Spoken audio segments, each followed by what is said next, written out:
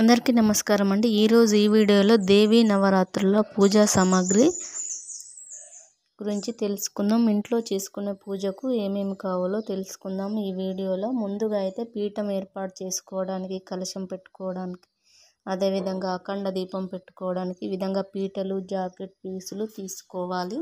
ముందుగా అయితే దుర్గా అమ్మవారి ఫోటో తీసుకోవాలి. నా దగ్గర లేదు, నేను ఈ విధంగా పెట్టుకున్నాను. అదేవిధంగా మనము జాకెట్ పీస్ శారీ డ్రేపింగ్ చేసి పెట్టుకుంటాం కదా అమ్మవారిని ఒక పక్కకు. ఈ విధంగా బొమ్మ మరియు పండ్లు, పూలు మన దగ్గర ఉన్నవి, మంగళకరమైన వస్తువులు, గవ్వలు, గోమతి చక్రాలు, గురువింద గింజలు, తామర గింజలు ఈ విధంగా తీసుకోవాలి. కొబ్బరికాయలు కలశం మీదకి ఒకటి, అదే విధంగా కొట్టడానికి ఒకటి. ఇది ఒకరోజు పూజకి నేను చూపిస్తున్నాను. 9 రోజులకైతే మీరు 9 కొబ్బరికాయలు కొట్టుకోవచ్చు. ఇంకా నిమ్మకాయలు, చిట్టి గాజుల మాల, యాలకుల మాల ఈ విధంగా తీసుకోవాలి. అలాగే అఖండ దీపం పెట్టుకోవడానికి ఈ విధంగా పెద్ద పుర మీద అఖండ దీపం ఒత్తి, మామూలు ఒత్తులు, కొంచెం దూది, వస్త్రమాల, ఇవి ధూప్ స్టిక్స్, హారతి కర్పూరం బిళ్ళలు, అగరబత్తులు, గంధం, సాంబ్రాణి పౌడర్ కూడా తీసుకోవాలి.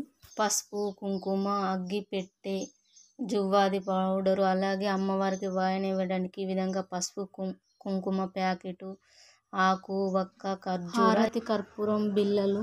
వీలైతే ఈ విధంగా ఒక డబ్బా తీసుకొని అన్నీ కూడా ఒకేసారి సెట్ చేసుకొని పెట్టుకోవచ్చు. అదేవిధంగా నూనె లేదా మనం ఆవు నెయ్యి తీసుకోవచ్చు. పీఠంపై వేయటానికి ముగ్గు తీసుకోవాలి. మనము పండ్లు మన ఇంట్లో ఏ పళ్ళు ఉంటే అవే తీసుకోవాలి.